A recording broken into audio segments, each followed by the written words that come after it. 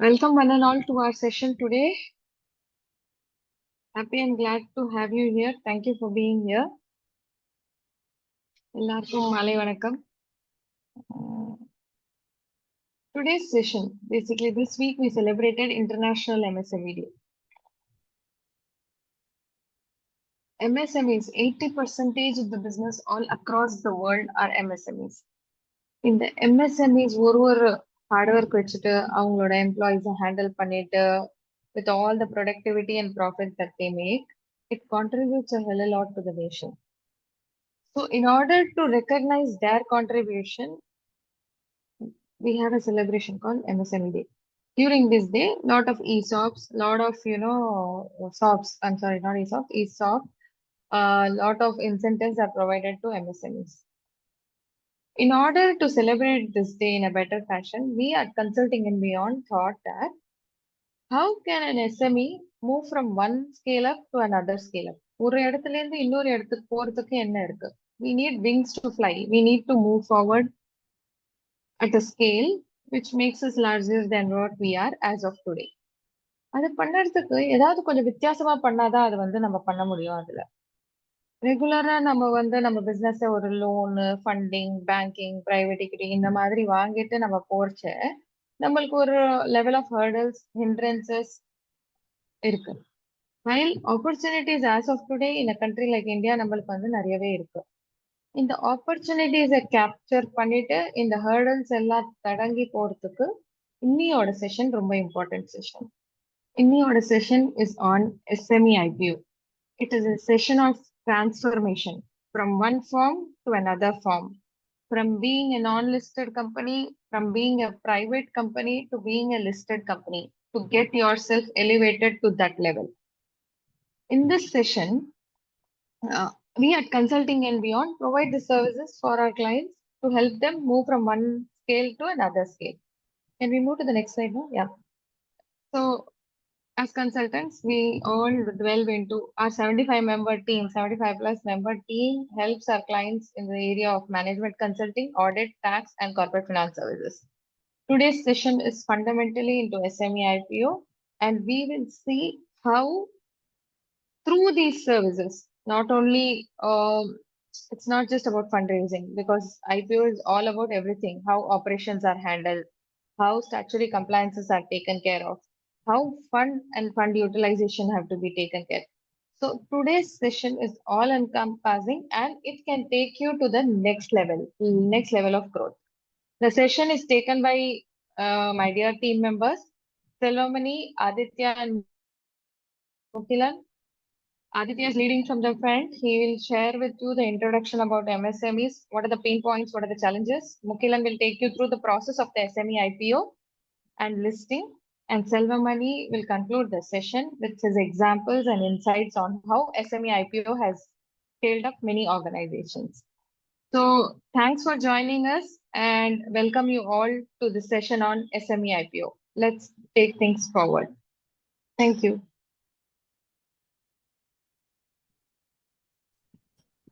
Over to you, Aditya. Yes, ma'am.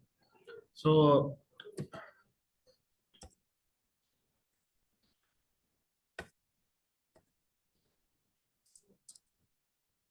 okay. நம்ம இப்போ SME IPO மூலமா எப்படி ஒரு கம்பெனி லிஸ்டட் கம்பெனியா மாறும்ன்றத பார்ப்போம். ஸோ இந்த செமினார்ல நம்ம என்ன பார்க்க போறோம்னா MSMEனா என்ன, ஒரு MSMEக்கான பிக்கெஸ்ட் சேலஞ்சஸ் என்னெல்லாம் இருக்கும், ஐபிஓனா என்ன, SME IPOனா என்ன, அந்த SME IPO ரீச் பண்றதுக்கான ஸ்டெப்ஸ்லாம் என்னென்ன, பிளஸ் ஒரு SME IPO டெக்ஸ்டைல் இண்டஸ்ட்ரியில எப்படி இருக்கும்னு ஒரு எக்ஸாம்பிள் பார்ப்போம். அப்புறம் ஒரு Q&A செஷன். ஸோ முதல்ல MSMEனா என்ன, MSMEயோட அப்ரிவேஷன் நம்ம என்னன்னு பார்த்தோம்னா micro small and medium enterprises. So micro இந்த ஒரு அப்ரிவேஷன் மூலியமாவே நிறைய பேருக்கு ஒரு ஐடியா கிடைச்சிருக்கும் MSMEனா என்ன அப்படின்னு. ஆனா MSM எப்படி ஒரு கம்பெனிக்கு ஒரு மினிஸ்ட்ரி ஆஃப் கார்பரேட் அஃபேர்ஸ்னு ஒரு போர்டு இருக்கோ அதே மாதிரி MSMEக்கு ஒரு மினிஸ்ட்ரி இருக்கு. அந்த ministry based on investment in assets and turnover கிரைட்டீரியால MSMEஸ்க்கு ஒரு டெஃபினிஷன் கொடுத்துருக்காங்க. அந்த டெஃபினிஷன் என்னன்றத பார்ப்போம். ஸோ ஃபர்ஸ்ட் வந்து இன்வெஸ்ட்மெண்ட் வந்து 1 கோடிக்குள்ளேயும் டேர்ன் ஓவர் 5 கோடிக்குள்ளேயும் இருந்தா அவங்க வந்து மைக்ரோவா கிளாசிஃபை ஆறாங்க. நெக்ஸ்ட் இன்வெஸ்ட்மெண்ட் 10 கோடிக்குள்ளேயும் டேர்ன் ஓவர் 50 கோடிக்குள்ளேயும் இருந்தா அவங்க ஸ்மாலா கிளாசிஃபை ஆறாங்க. அடுத்தது பார்த்தோம்னா இன்வெஸ்ட்மெண்ட் 50 கோடிக்குள்ளேயும் டேர்ன் ஓவர் 250 கோடிக்குள்ளேயும் இருந்தா அவங்க வந்து மீடியமா வந்து கிளாசிஃபை ஆறாங்க. ஸோ நம்ம வந்து எம்எஸ்எம்இனா என்ன அப்படின்றத பார்த்தோம். எந்த டைப் ஆஃப் பிசினஸஸ்லாம் எம்எஸ்எம்இயா ஆகலான்றதுக்கு ஒரு போல் பார்ப்போம்.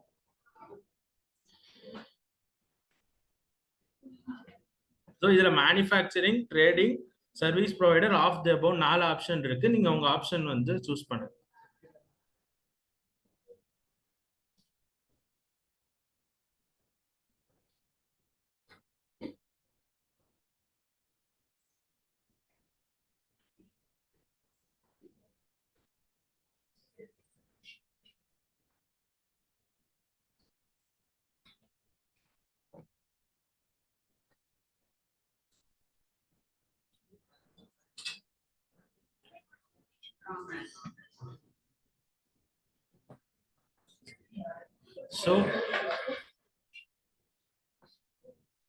ஸோ எல்லாரும் இப்ப நம்ம வந்து நம்ம எல்லாரும்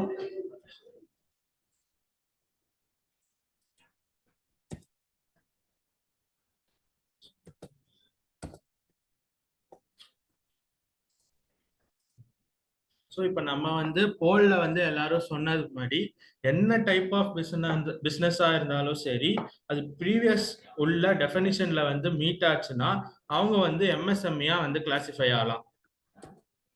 ஸோ நம்ம எம்எஸ்எம்இனா என்ன, அவங்க எந்த டைப் ஆஃப் பிஸ்னஸஸ்லாம் எம்எஸ்எம்இயா வந்து கிளாசிஃபை ஆகலான்றத பார்த்தோம்.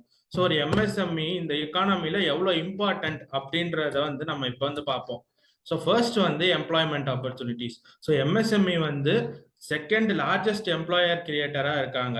அவங்க வந்து அன்செக்யூர்ட் மட்டும் அவங்க வந்து ஸ்கில்டு லேபர் மட்டும் இல்லாம அன்ஸ்கில்டு அண்ட் ஃப்ரெஷர்ஸ்க்கும் நிறைய எம்ப்ளாய்மெண்ட் ஆப்பர்ச்சுனிட்டிஸ் கொடுத்துட்டு இருக்காங்க. Next diversified goods and services. So MSMEs பார்த்தோம்னா ஒரு variety of kinds of goods and services வந்து மக்களுக்கு ப்ரொவைட் பண்ணிட்டு இருக்காங்க. Next supporting big companies. So நம்ம பிக் கம்பெனிஸ் பார்த்தோம்னா ஒரு ஸ்மால் கம்பெனிஸ் கிட்ட இருந்து தான் ஜென்ரலா பார்ட்ஸ் அண்ட் சப்ளைஸ் வந்து வாங்கிட்டு இருப்பாங்க.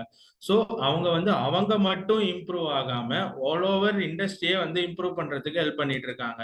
நெக்ஸ்ட் வந்து remote area development. So MSMEs ஜென்ரலா ஒரு லோக்கல் ரிமோட் ஏரியால தான் இருப்பாங்க. அதனால அங்க இருக்கிற மக்களுக்கு வந்து நிறைய எம்ப்ளாய்மெண்ட் ஆப்பர்ச்சுனிட்டிஸ் ஜென்ரேட் ஆகும், இன்ஃப்ராஸ்ட்ரக்சர் டெவலப் ஆகும், பிளஸ் அவங்களுக்கு வந்து அப்ஸ்கில்லிங் ஆப்ஷன்ஸ் இருக்கிறனால நிறைய வந்து ஸ்டாண்டர்ட் ஆஃப் லிவிங் வந்து இம்ப்ரூவ் ஆகும். நெக்ஸ்ட் வந்து இன்னோவேஷன். ஸோ ஒரு ஸ்மால் பிஸ்னஸ் வந்து ஒரு இன்னோவேஷன் பார்த்தோம்னா ஒரு ஸ்மால் ஏரியா, ஒரு ஸ்மால் பிஸ்னஸ் அந்த மாதிரில இருந்து தான் ஸ்டார்ட் ஆகும். அதுக்கு ஒரு எக்ஸாம்பிள் நம்ம பார்த்தோம்னா ஆப்பிள், மைக்ரோசாஃப்ட்லாம் வந்து ஒரு ஸ்மால் கராஜ்ல இருக்கும்போது தான் இப்படி ஒரு பெரிய ஐடியா கொண்டு வந்து இவ்வளோ பெரிய பிஸ்னஸா வளர்ந்துருக்காங்க. ஸோ ஒரு ஸ்மால் பிஸ்னஸ்க்கு வந்து நான் இன்னோவேட் புதுசா ஏதாச்சும் கொடுத்தாதான் வந்து கஸ்டமருக்கு தெரிய வரும் அப்படின்ற பட்சத்துல எப்பயுமே வந்து இன்னோவேட் பண்ணிக்கிட்டு தான் இருப்பாங்க. நெக்ஸ்ட் நம்ம பார்த்தோம்னா என்கரேஜ் ஆண்டர்பிரினர்ஷிப். ஸோ ஒரு எம்எஸ்எம்இ ஆண்டர்பிரினர் வந்து அவரு க்ரோ ஆன உடனே அந்த ஒரு ஃப்ரேம் ஒர்க் மூலியமா இன்னும் ஒரு ரெண்டு மூணு பேர் நிறைய பேர் க்ரோ ஆகி அது ஒரு கம்யூனிட்டி மாதிரி ஃபார்ம் பண்ணி, ஸோ இது வந்து ஒரு மீதி வர ஸ்டார்ட் அப்ல யார் வரணும்னு நினைக்கிறாங்களோ அவங்க எல்லாருக்குமே ஒரு என்கரேஜ்மெண்டா இது அமையும். ஸோ நம்ம இப்போ வந்து எம்எஸ்எம்இனா என்ன, எம்எஸ்எம்இ எந்த மாதிரி டைப் ஆஃப் கம்பெனிஸ்லாம் எம்எஸ்எம்இயா வந்து வரலாம், பிளஸ் எம்எஸ்எம்இயோட இம்பார்ட்டன்ஸ் என்ன இந்த எக்கானமில அதெல்லாம் வந்து பார்த்தோம். இப்போ நம்ம எம்எஸ்எம்இக்கான சில சேலஞ்சஸ் இல்ல பெயின் பாயிண்ட்ஸ்லாம் பார்க்கலாம். நீங்க உங்க எம்எஸ்எம்இல வந்து எம்எஸ்எம்இயோ இல்ல உங்க பிசினஸ்லயோ வந்து என்னென்ன சேலஞ்சஸ்லாம் ஃபேஸ் பண்ணீங்க அப்படின்றத இப்போ உங்க கமெண்ட்ஸ்ல வந்து போடுங்க.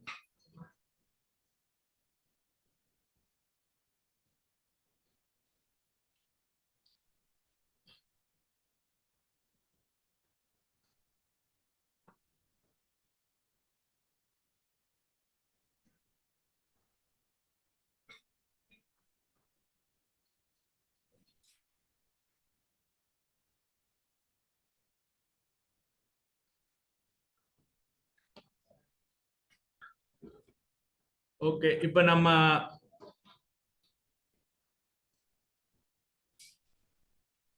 நம்ம வந்து இப்போ நம்ம பார்த்தது மாதிரி எம்எஸ்எம்இஸ்க்கான சில சேலஞ்சஸ், சில பெயின் பாயிண்ட்ஸ் என்னென்ன அப்படின்றத இப்போ வந்து பார்ப்போம். ஸோ ஃபர்ஸ்ட் என்னன்னா டஃப் காம்படிஷன். அதாவது ஒரு எம்எஸ்எம்இ வந்து ஒரு இண்டஸ்ட்ரியில இருக்காங்கன்னா அங்க இருக்கிற பெரிய பிளேயர்ஸ் கூட அவங்க கம்பீட் பண்ற மாதிரி இருக்கும். இப்போ சில இண்டஸ்ட்ரியில பெரிய பிளேயர்ஸ் இல்ல அப்படின்ற பட்சத்திலையும் அவங்க ஒரு அந்த இண்டஸ்ட்ரியில ஒரு எம்எஸ்எம்இ மட்டும் இருக்க மாட்டாங்க, நிறைய எம்எஸ்எம்இஸ் இருப்பாங்க. ஸோ அந்த மாதிரி சுச்சுவேஷன்ஸ்ல வந்து அவங்களுக்குள்ளே கம்பீட் பண்ற மாதிரி ஆயிடும். Next lack of skilled labour. ஒரு ஸ்கில்டு பர்சன் நம்ம எடுத்தோம்னா அவங்க கன்ஃபார்ம் சேலரி வந்து ஜாஸ்தியா தான் டிமாண்ட் பண்ணுவாங்க. அதனால ஒரு ஸ்கில்டு பர்சனை வந்து எம்எஸ்எம்இ எம்ப்ளாய் பண்ணணும்னா அவங்களுக்கு எம்ப்ளாயி காஸ்ட் ரொம்ப ஜாஸ்தி ஆயிடும். பிளஸ் ஒரு ஸ்கில்டு பர்சன் வந்து அவங்க வந்து ஒரு பெரிய கம்பெனி போகணுமா இல்ல சின்ன கம்பெனி போகணுமான்ற ஆப்ஷன் அவங்களுக்கு இருந்துச்சுன்னா ஒரு 10ல ஒரு 8 பேராவது வந்து நான் பெரிய கம்பெனி போவேன் அப்படின்னு தான் வந்து அவங்க சூஸ் பண்ணுவாங்க. நெக்ஸ்ட் வந்து ஹை காஸ்ட். ஸோ ஒரு எம்எஸ்எம்இக்கு வந்து ஒரு பெரிய கம்பெனி அளவுக்கு ரெவன்யூ வந்து வேல்யூல இருக்காது. அதனாலே அவங்களுக்கு வந்து cost of materials, employee cost, அப்புறம் மீதி காஸ்ட்லாம் வந்து ரொம்ப ஜாஸ்தியா இருக்கிற மாதிரி தெரியும். So next limited market access. So ஒரு எம்எஸ்எம்இஸ் வந்து ஒரு லோக்கல் ஏரியா அப்படின்ற இதுல தான் இருப்பாங்க. அதனால அவங்களோட மார்க்கெட் ஆக்சஸ் அதோட தான் இருக்கும். நம்ம வந்து இப்ப சொல்லலாம் வித் டெக்னாலஜிக்கல் டெவலப்மெண்ட், அதனால இ காமர்ஸ் மூலியமா நல்ல குளோபல் மார்க்கெட் வந்து ரீச் பண்ணலாமே அப்படின்னு பேசலாம்னா, ஒரு இ காமர்ஸ் வந்து வெப்சைட் டெவலப் பண்றது, அதை கிரியேட் பண்ணி அதை மெயின்டைன் பண்றதுக்குன்றது நிறைய resources, time and financial funds ரொம்ப தேவைப்படும். ஸோ ஒரு MSME either e commerce website வந்து மேனேஜ் பண்ணலாம், இல்லைன்னா பிசிக்கல் ஸ்டோர் மேனேஜ் பண்றது கொஞ்சம் ஃபீஸிபிளா இருக்கும். ரெண்டுமே அவங்க மேனேஜ் பண்ணணும்னு நினைச்சாங்கன்னா ரொம்ப ஃபினான்ஷியலா பர்டன் ஆயிடும். ஸோ நெக்ஸ்ட் வந்து ரெகுலேட்டரி ஹர்டில்ஸ். ஸோ ஒரு எந்த டைப் ஆஃப் பிசினஸ் இருந்தாலுமே சரி அவங்களுக்கு நிறைய கம்ப்ளைன்சஸும் ரெகுலேஷன்ஸும் ஃபாலோ பண்ற மாதிரி இருக்கும். அதை ஃபாலோ பண்றதுக்கு பெரிய பெரிய பிசினஸஸ்லாம் இன்ஹவுஸ்லயே வந்து லீகல் டீம் வந்து வச்சிருப்பாங்க. ஆனா எம்எஸ்எம்இஸ் பார்த்தோம்னா அது அவங்களுக்கு வந்து ரொம்ப ஃபீஸபிளா இல்லாதனால அவங்க வந்து அவுட் சோர்ஸ் பண்ணுவாங்க. அவுட் சோர்ஸ் பண்ணா நம்மளுக்கு வந்து சில ரிஸ்க்ஸ், அதாவது கான்ஃபிடென்ஷியாலிட்டி மாதிரி சில வந்து ரிஸ்க்ஸ் இருக்கும். நெக்ஸ்ட் வந்து பார்த்தோம்னா ஃபண்ட் இன்அடிக்வசி. நம்ம சாட்ல பார்த்த மாதிரி மோஸ்ட் ஆஃப் த எம்எஸ்எம்இஸ்க்கு பார்த்தீங்கன்னா ஃபண்டிங் தான் ரொம்ப பெரிய இதுவா இருக்கு. ஸோ நம்ம வந்து நம்மளே வந்து ஃபண்ட்ஸ் எவ்வளோ சேவிங்ஸ்ல இருந்து எடுத்துட்டு வரணும்னு ட்ரை பண்ணாலுமே சில டைம் அது வந்து நம்ம தேவையான குவாண்டம் வந்து அது இருக்குமான்னா இல்லாம போயிடும். ஸோ இப்போ வந்து நம்ம வந்து ஜென்ரல் பெயின் பாயிண்ட்ஸ் இல்லை சேலஞ்சஸ் எம்எஸ்எம்இஸ்க்கு என்னென்ன இருந்தது அப்படின்றத பார்த்தோம்.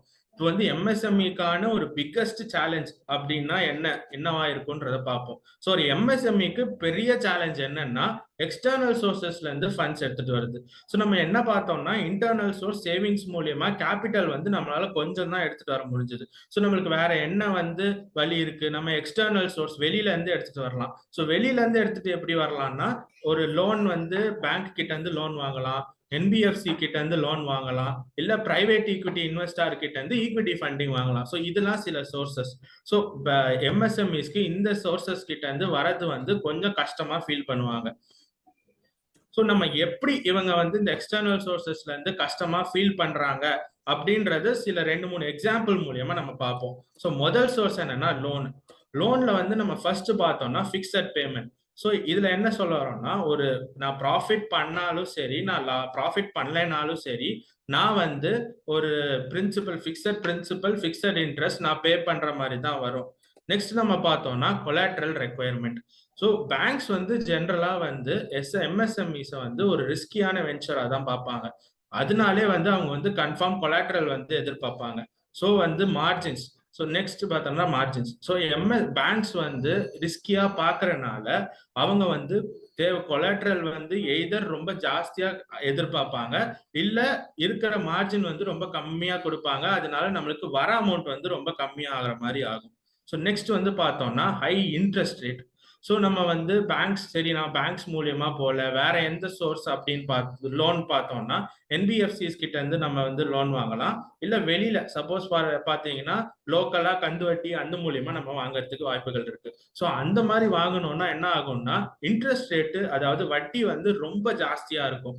அந்த டைம்ல வந்து நம்ம வந்து வட்டி பிசினஸ் லோன் வாங்கி பிசினஸ் பண்றோமா இல்ல லோனுக்காக பிசினஸ் பண்றோமா, அந்த மாதிரி ஒரு சிச்சுவேஷன்ல நம்ம போய் மாட்டிப்போம். நெக்ஸ்ட் சோர்ஸ் என்ன அப்படின்னு பாத்தீங்கன்னா பிரைவேட் ஈக்விட்டி இன்வெஸ்ட்மெண்ட். அதாவது ஈக்விட்டி இன்வெஸ்டார் வெளியில இருந்து ஒரு இன்வெஸ்டார் கிட்ட இருந்து ஈக்விட்டி கேபிட்டல் ஃபண்டிங் வாங்குறது. இதுல வந்து ஃபர்ஸ்ட் என்ன பார்த்தோம்னா கண்ட்ரோல் அண்ட் இன்ஃப்ளூயன்ஸ். இப்போ ஃபார் எக்ஸாம்பிள் நம்மளே வந்து ஒரு ஒரு ஒரு இன்னொரு தேர்ட் பர்சன் கிட்ட ஒரு 100 ரூபாய் 200 ரூபாய் இல்ல 10,000 ரூபாய் வரைக்கும் நம்ம கொடுத்தோம்னா நம்ம வந்து அது வந்து ரொம்ப வந்து அவங்க என்ன பண்றாங்க ஏது பண்றாங்கன்னு ரொம்பலாம் நம்ம வந்து நோட்டீஸ் பண்ண மாட்டோம். அதே வந்து நம்ம ஒரு 10 லட்சம் இல்ல 50 லட்சம் இல்ல 1 கோடி அப்படின்ற மாதிரி நம்ம கொடுத்தோம்னா அவங்க வந்து என்ன பண்றாங்க, எதுக்கு அதை யூஸ் பண்றாங்க, அது மூலியமா என்ன இது பண்றாங்க, அதுக்கு அந்த டெசிஷன் என்னெல்லாம் பண்றாங்க, அதுக்கெல்லாம் வந்து நம்மளே வந்து உள்ள இது பண்ணணும்ன்றது மாதிரி நம்ம வந்து நினைப்போம். ஸோ எல்லா இன்வெஸ்டாருமே வந்து இதுல வந்து ஸோ ஒரு ஒரு அமௌண்ட் பெரிய அமௌண்ட் கொடுக்கறனால நம்மளோட கண்ட்ரோல் அண்ட் டிசிஷன் மேக்கிங்ல இன்வால்வ் ஆக வந்து யோசிப்பாங்க, இன்வால்வ் ஆகணும்னு பார்ப்பாங்க. நெக்ஸ்ட் வந்து இன்வெஸ்டார் ரிஸ்க் அவர்ஷன். ஒரு இன்வெஸ்டார் பிரைவேட் ஈக்விட்டி இன்வெஸ்டார் வந்து ஒரு எம்எஸ்எம்இ ஒரு ரிஸ்கி வெஞ்சர் அப்படின்னு தான் பார்ப்பாங்க. அவங்க என்ன நினைப்பாங்கன்னா நான் ஒரு ஸ்டேபிளான பெரிய கம்பெனில வந்து இன்வெஸ்ட் பண்ணிடுவேன் ஒரு ஸ்மால் கம்பெனிஸை காட்டியும் அப்படின்னு தான் அவங்களோட ஃபர்ஸ்ட் மைண்ட் செட் போகும். நம்ம பார்த்தோம்னா அப்ப நம்மளுக்கு வந்து வேற எந்த பிரைவேட் ஈக்விட்டி இன்வெஸ்டர் எம்எஸ்எம்இஸ்கே வரமாட்டாங்களா அப்படின்னு நம்ம யோசிச்சோம்னா இல்ல. 10ல் ஒரு 2 பேர் இல்ல 3 பேராவது நான் ரிஸ்க் ஏத்துக்கிட்டு நான் எம்எஸ்எம்இக்கு வந்து நான் வந்து இன்வெஸ்ட் பண்றேன் அப்படின்ற மாதிரி வருவாங்க. ஆனா அந்த மாதிரி ஆட்களுக்கு வந்து ஒரு ஒரு 10-15 எம்எஸ்எம்இஸ் எல்லா எம்எஸ்எம்இஸும் அவங்களுக்கு வந்து ஆப்ஷன்ஸா இருப்பாங்க இன்வெஸ்ட் பண்றதுக்கு. அதுல ஆப்வியஸ்லி அவங்க வந்து யார் பெஸ்டா இருக்காங்களோ அவங்களுக்கு தான் சூஸ் பண்ணுவாங்க. ஸோ மீதி பேருக்குலாம் ஃபண்ட்ஸ் கிடைக்காமலே போயிடும். ஸோ நெக்ஸ்ட் நம்ம பார்த்தோம்னா கம்பல்சரி எக்ஸிட். ஸோ ஒரு இன்வெஸ்டார் வந்து கம்பல்சரியா நான் வந்து வெளியில வர ஒரு எக்ஸிட் வந்து நினைப்பாங்க. ஸோ ஒரு ப்ராஃபிட் நம்ம வந்து ப்ராஃபிட் மேக்கிங் பிஸ்னஸா ஆயிட்டோம்னா இன்வெஸ்டார் எப்பயுமே வந்து ஒரு எக்ஸிட் வந்து எதிர்பார்ப்பாங்க. அந்த டைம்ல நம்ம வந்து ஏதாச்சும் ஒரு ப்ராஜெக்ட் இல்லை அப்படின்னு யோசிச்சோம்னா ஃபண்ட்ஸ் வெளில போறனால நம்மளுக்கு ஒரு மாதிரி ஒரு சுச்சுவேஷன் வந்து கஷ்டமான சுச்சுவேஷன் கிரியேட் ஆயிடும். ஸோ நம்ம இப்போ வந்து டெட் நம்ம வந்து என்னெல்லாம் எக்ஸ்டர்னல் சோர்சஸ்ல இருந்து வந்து என்னென்னலாம் பிரச்சனை இருக்கு அப்படின்னு பார்த்துட்டோம். ஸோ ஒரு எம்எஸ்எம்இக்கு நம்மளுக்கு இப்போ ஜென்ரலா பார்த்தோம்னா ஒன்று லோன் தெரியும் இல்லை பிரைவேட் ஈக்விட்டி தெரியும். ஸோ இந்த ரெண்டுத்தையும் இவ்வளோ பிரச்சனை இருக்கே நான் வந்து வேற எந்த சொல்யூஷனும் இல்லையா அப்படின்றது நம்ம ஒரு கேள்வி வந்து வரும், எல்லாருக்கும் வந்திருக்கும். இந்த கேள்வியை ஆன்சர் பண்றதுக்கு என் கொலீக் முகிலன் வந்து வராரு. தேங்க்யூ.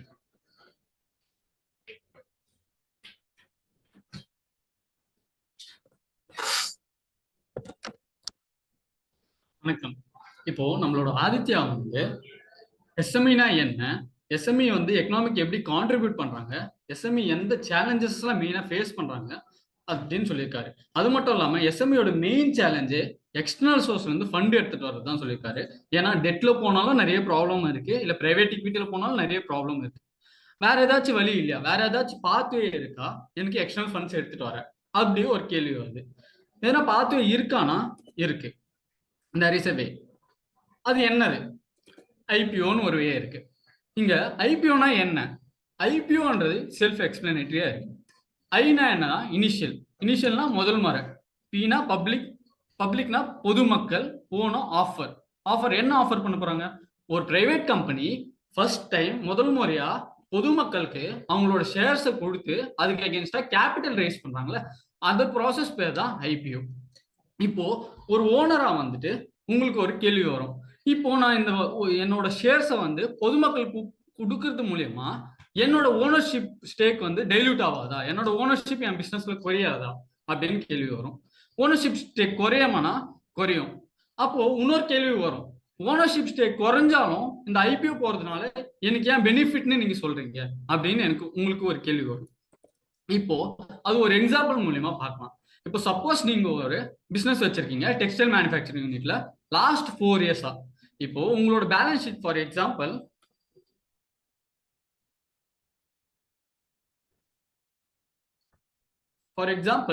உங்களோட பேலன்ஸ் ஷீட் எப்படி இருக்கும் பாத்தீங்கன்னா, ஒரு 15 கோடி ஃபிக்ஸ்ட் அசெட் இருக்கும், ஒரு கரண்ட் அசெட்ல ஒரு 5 கோடி, டோட்டலா 20 கோடி அசெட் இருக்கு.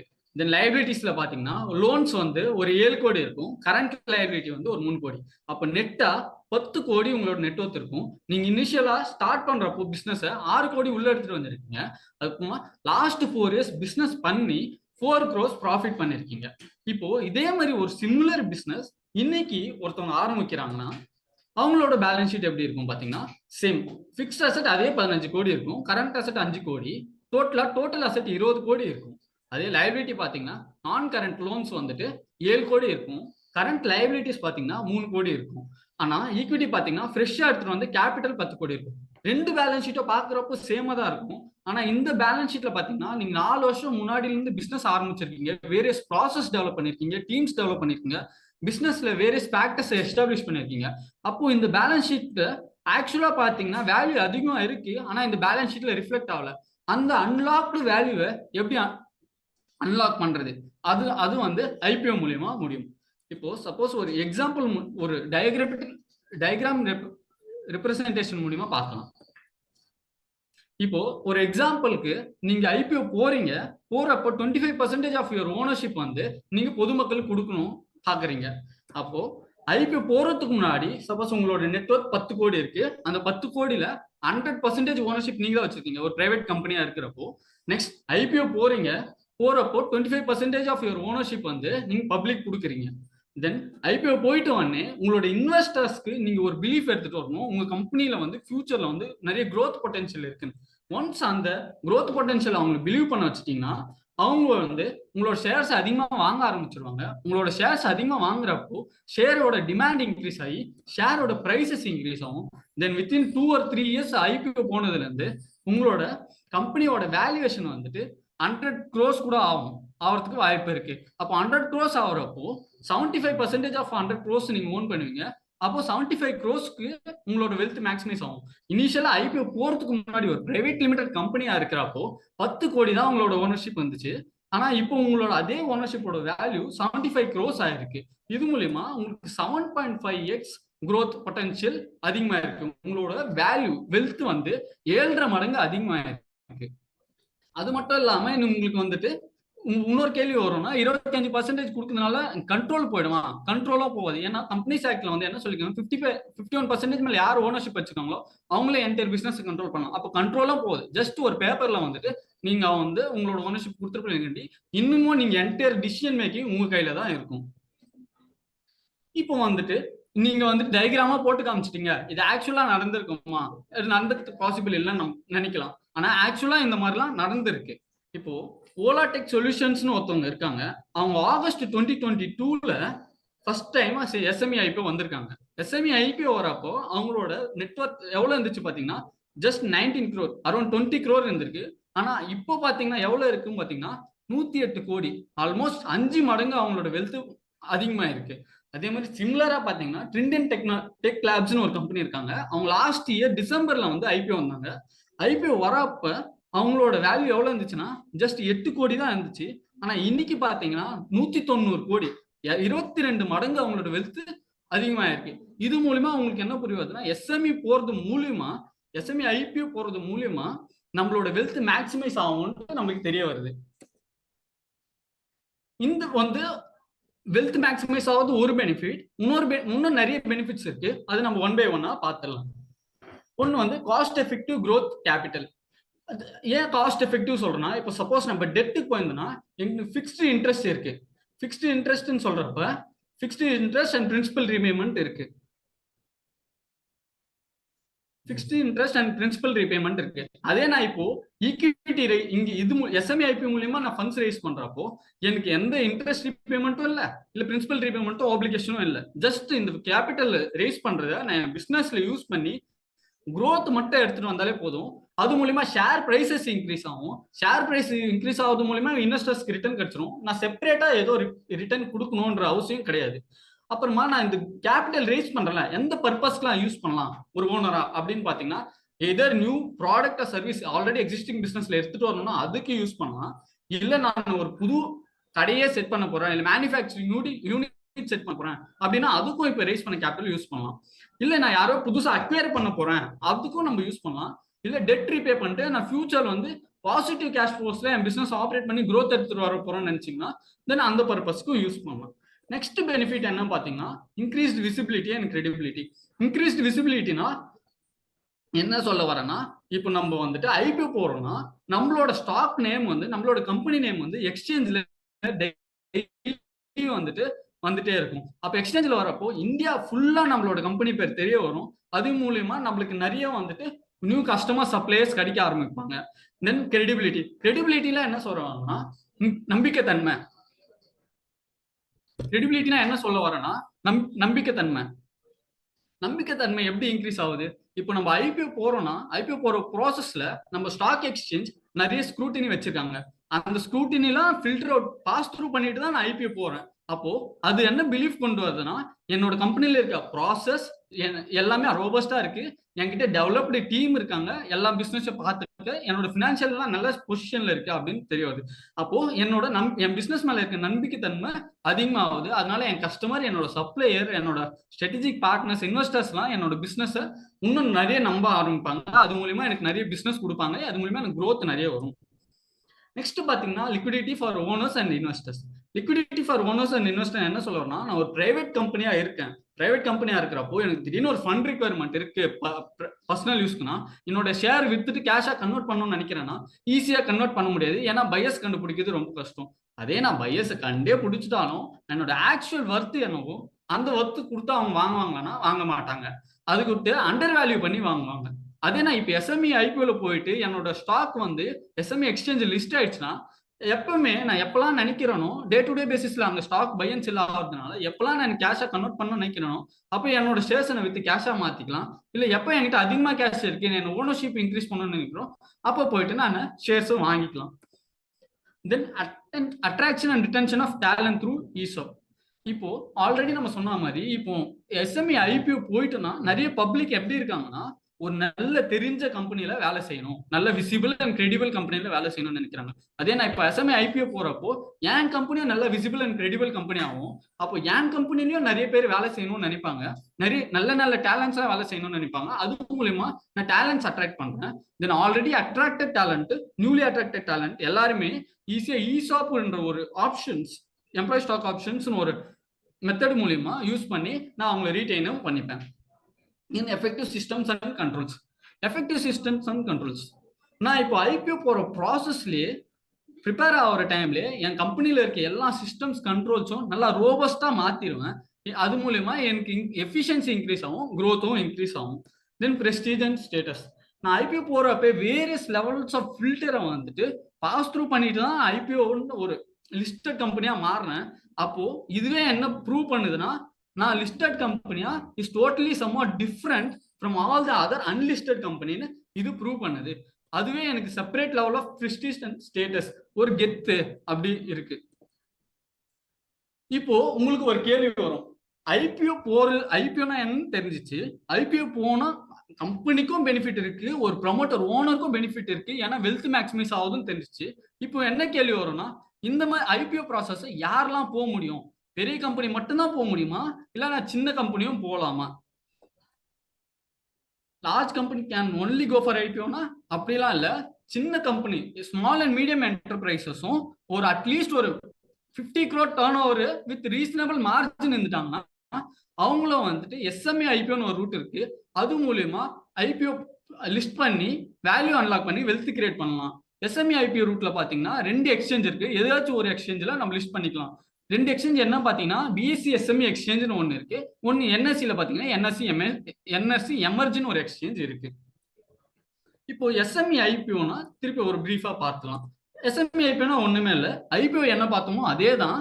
ஜஸ்ட் இது வந்துட்டு அங்க வந்து எல்லா கம்பெனியும் பார்த்து பேஸ் ஜென்ரலா பார்த்தோம். இங்க வந்துட்டு எஸ்எம்இ ஐபிஓன்றப்போ ஸ்மால் அண்ட் மீடியம் என்டர்பிரைசஸ் மட்டும் அவங்களோட ஓனர்ஷிப் ஸ்டேக் பப்ளிக் கொடுத்து அதுக்கு அகேன்ஸ்டா கேபிட்டல் ரைஸ் பண்றாங்க எஸ்எம்இ எக்ஸ்சேஞ்சில் லிஸ்ட் ஆகுது மூலியமா. இதுதான் எஸ்எம்இ ஐபிஓ. இப்போ நம்ம ஒரு ஜென்ரலா ஒரு ஃபேக்ட்ஸ்லாம் பார்த்தோம்னா கரண்டா வந்து இந்தியாவில் எவ்வளவு ரெஜிஸ்டர்டு எஸ்எம்சி இருக்குன்னு பார்க்கலாம். கரண்டா வந்து இந்தியாவில் வந்து 3,50,000 plus registered SME, not MSME, SME இருக்காங்க. இப்போ ஒரு போல் கொஸ்டின்ஸ் மட்டும் நீங்க எனக்கு ஆன்சர் பண்ணணும். இதுல எவ்வளவு பேரு எஸ்எம்இ ஐபிஓ மூலியமா இதுவரை லிஸ்ட் ஆயிருப்பாங்கன்னு ஆன்சர் பண்ணுங்க.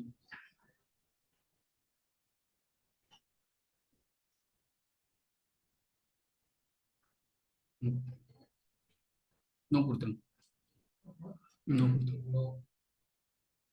No. No.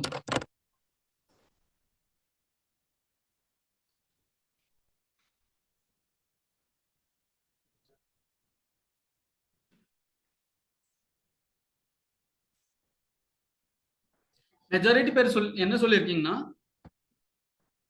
10,000 கம்பெனி மேல இதுல எஸ்எம்இ லிஸ்டடா ஆயிருப்பாங்கன்னு சொல்லியிருக்கீங்க. ஆனா ஆக்சுவலா பாத்தீங்கன்னா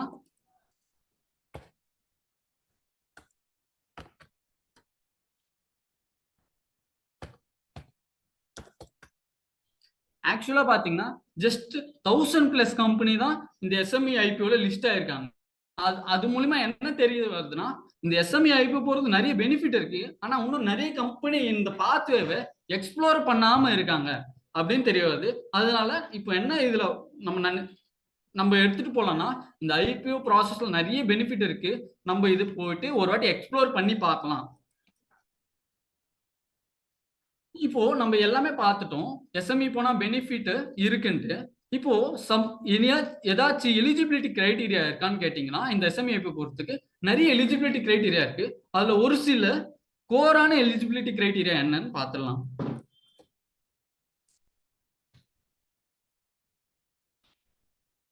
இப்போ எஸ்எம்இ வந்து அட்லீஸ்ட் வந்துட்டு 3 இயருக்கான ட்ராக் ரெக்கார்டு வச்சிருக்கணும்.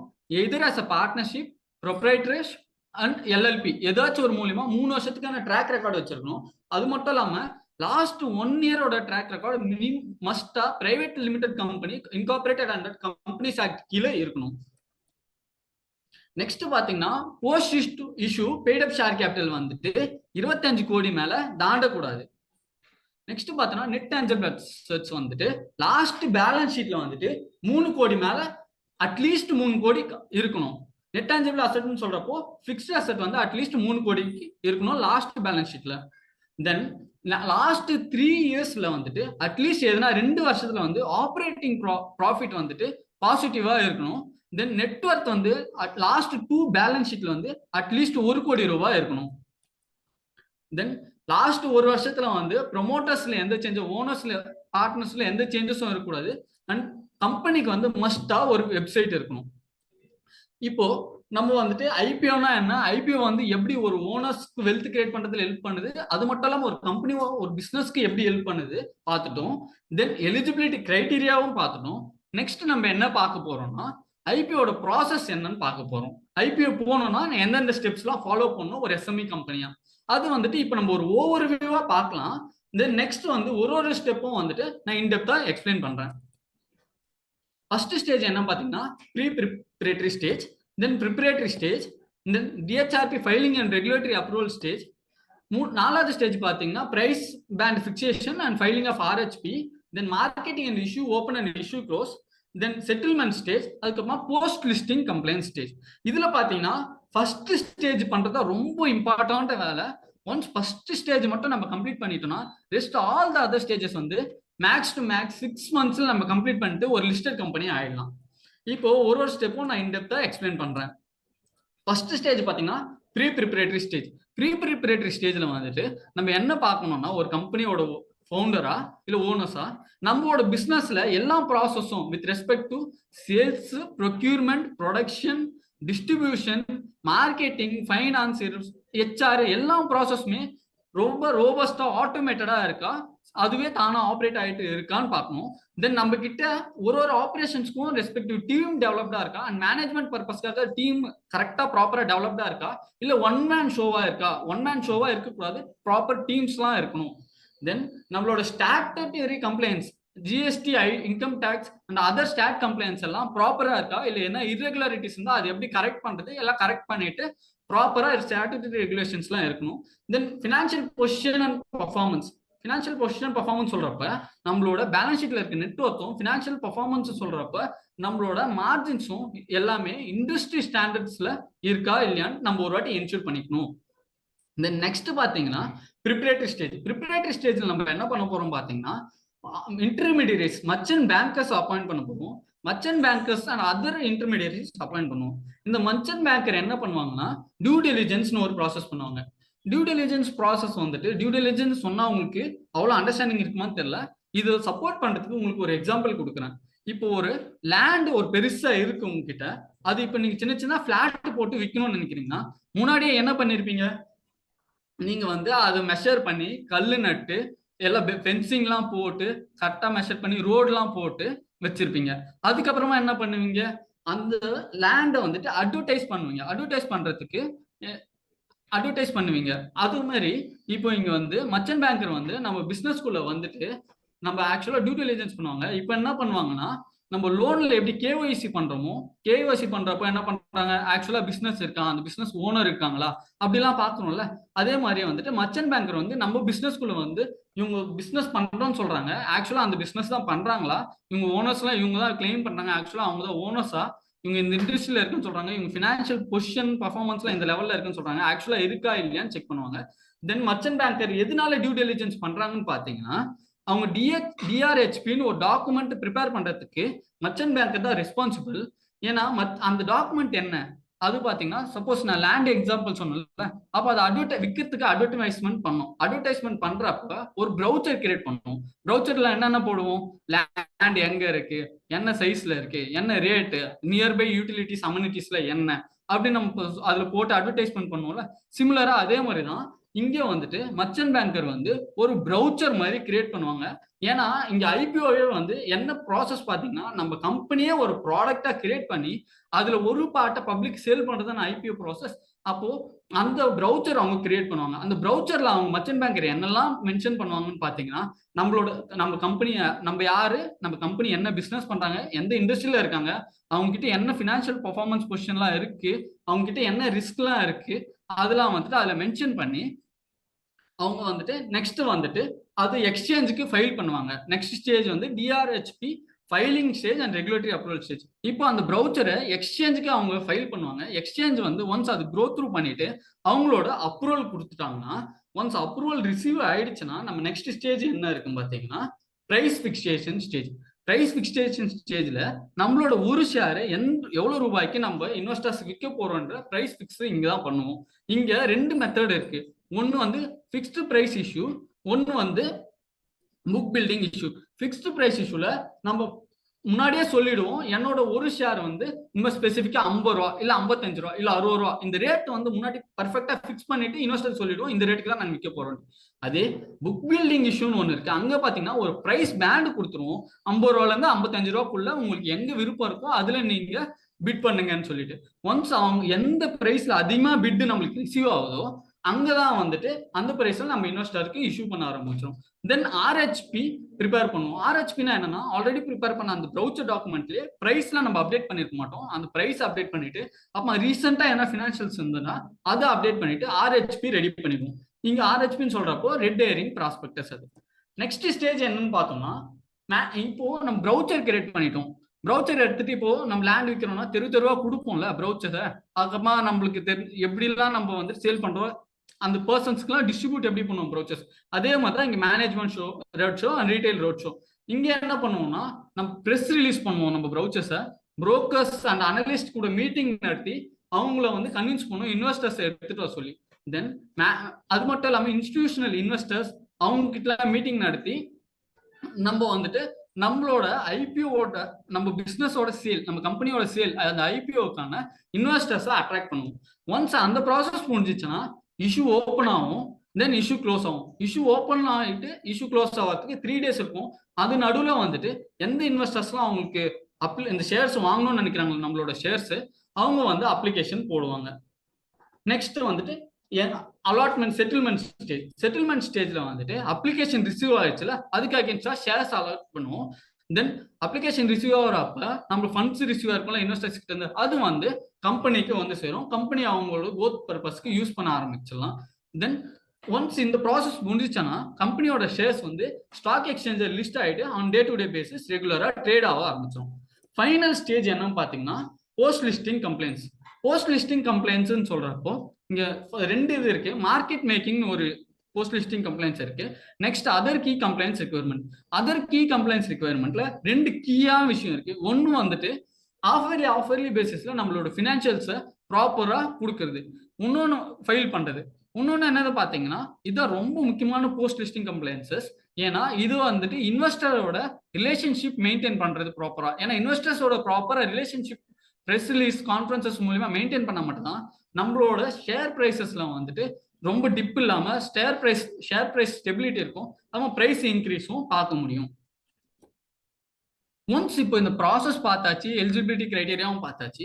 இப்போ உங்களுக்கு ஒரு கேள்வி வரும், எஸ்எம்இ தான் நானு, ஆனா நான் ஏன் எஸ்எம்இ எக்ஸ்சேஞ்சில் மட்டும் தான் லிஸ்ட் ஆகுமா, எஸ்எம்இ ஐபிஓ மட்டும் தான் போகணுமா, ஏன் மெயின் போர்ட்ல லிஸ்ட் ஆகக்கூடாது? இப்போ அந்த ஒரு கேள்விக்கான டவுட்டுக்கான ஆன்சர்ஸை வந்துட்டு நம்ம இப்போ டிஃபரன்ஸா பார்த்துடலாம். Why not main board? இப்போ எஸ்எம்இக்கும் மெயின் போர்டுக்கும் என்ன டிஃபரன்ஸ் இருக்குன்னு நம்ம பார்த்துலாம். இங்க எஸ்எம்இல பாத்தீங்கன்னா post issue paid up capital 25 கோடிக்கு மேல தாண்டக்கூடாது. ஆனா இங்க மெயின் போர்ட்ல பாத்தீங்கன்னா அட்லீஸ்ட் 10 கோடியாச்சு post issue paid up capital இருக்கணும். தென் ப்ராஃபிட் கிரைட்டீரியா பாத்தீங்கன்னா லாஸ்ட் 3 வருஷத்துல 2 வருஷம் பாசிட்டிவ் ப்ராஃபிட் இருந்தாலே போதும். ஆனா மெயின் போர்டு போனோம்னா ஆவரேஜாவே 15 கோடி ஆவரேஜ் லாஸ்ட் 3 வருஷத்துல ப்ராஃபிட்ஸ் இருக்கணும். தென் ரிப்போர்ட்டிங் ரிக்வயர்மெண்ட் பாத்தீங்கன்னா இங்க ஆஃபர்லி பேசிஸ்ல கன்சாலிடேட்டட் ஃபைனான்சியல்ஸ் ஃபைல் பண்ணா போதும். அதே இங்க மெயின் போர்ட்ல பாத்தீங்கன்னா குவார்டர்லி நல்லா இன்டெப்த் டீடைல்டு ஃபைனான்சியல்ஸ் ஃபைல் பண்ணோம், அதுக்கு காஸ்ட் நிறைய ஆகும். தென் அப்ரூவல் இங்க யார்கிட்ட எஸ்எம்இல வாங்கணும் பாத்தீங்கன்னா ஸ்டாக் எக்ஸ்சேஞ்ச் கிட்ட அப்ரூவல் வாங்கினாலே போதும். இவங்களோட ரெகுலேஷன் ரெஸ்ட்ரிக்ஷன்ஸ் எல்லாமே கொஞ்சம் ரொம்ப ஸ்ட்ரிக்டா இருக்காது வென் கம்பேர்ட் டு எஸ்எபி. அதே மெயின் போர்ட்ல போனோம்னா செபி கிட்ட அப்ரூவல் வாங்கினாதான் நீங்க ஐபிஓவே போக முடியும். அப்ப செபியோட ரெகுலேஷன் ரெஸ்ட்ரிக்ஷன்ஸ்ல எப்படி இருக்கு பாத்தீங்கன்னா கொஞ்சம் ரொம்ப ஸ்ட்ரிக்டா இருக்கும். இப்போ நம்ம வந்துட்டு ஐபிஓ போறது பெனிஃபிட்னு பார்த்துட்டோம், அது எப்படி வந்து வெல்த் கிரியேட் பண்ணது பார்த்துட்டோம், எப்படி பிசினஸ்க்கு சப்போர்ட் பண்ணதும் பார்த்துட்டோம். இதனால நம்மளுக்கு clear cut idea SME IPO போனா ஆக்சுவலா ஒரு ப்ரொமோட்டருக்கு பெனிஃபிட் இருக்கு, அவங்க க்ரோத் ப்ராஸ்பெக்டிவ் மட்டும் காமிச்சிட்டாங்கன்னா. நெக்ஸ்ட் வந்துட்டு இப்போ நம்ம லாஸ்ட் ஃபியூ இயர்ஸ்ல வந்துட்டு சம் டெக்ஸ்டைல் இண்டஸ்ட்ரியில இருந்து கொஞ்சம் லிஸ்டட் பண்ணிருக்காங்க எஸ்எம்இஸ். அதோட எக்ஸாம்பிள்ஸ் கொடுக்கறதுக்கு செல்வமணி சார் வராங்க. தேங்க்யூ.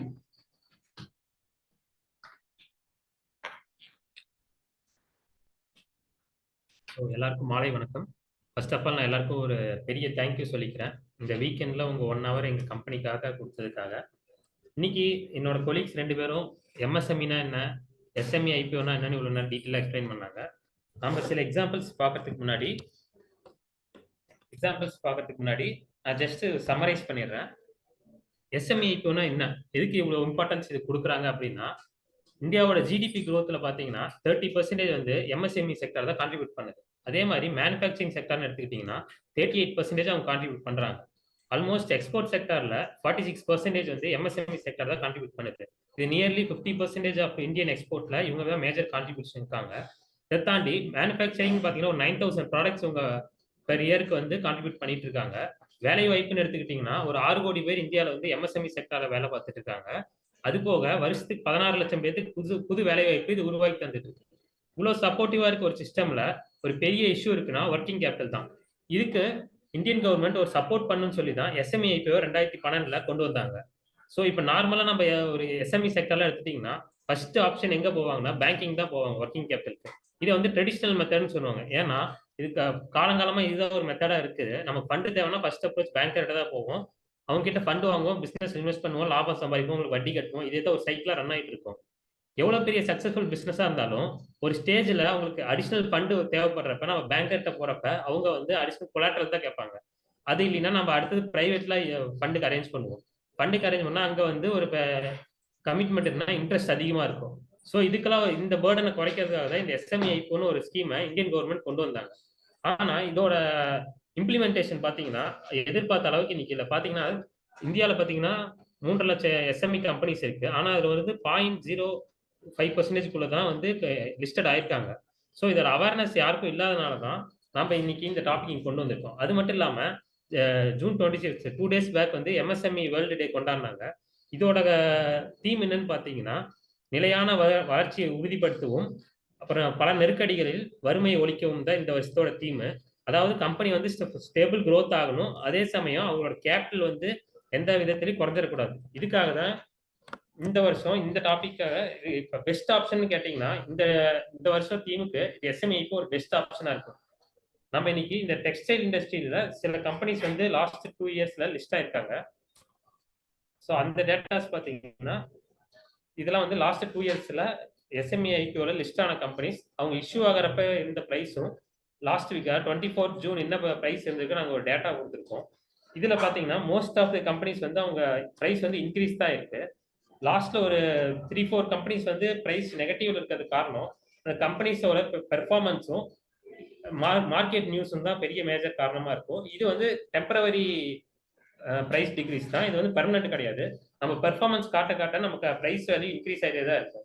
ஸோ இதுல நாங்கள் உங்களுக்கு எக்ஸாம்பிளுக்காக டாப் 3 கம்பெனிஸோட ரெவென்யூ, ப்ராஃபிட் ஆஃப்டர் டேக்ஸ், அப்புறம் அவங்களோட growth எப்படி இருக்குன்னு கொண்டு வந்திருக்கோம். அதாவது 2022 அவங்க லிஸ்ட் ஆகிறதுக்கு முன்னாடி அவங்களோட ரெவென்யூ எவ்வளோ இருந்திருக்கு, லிஸ்ட் ஆனப்ப எவ்வளோ இருந்திருக்கு, இப்போ அட் ப்ரெசென்ட் எவ்வளோ இருக்கு.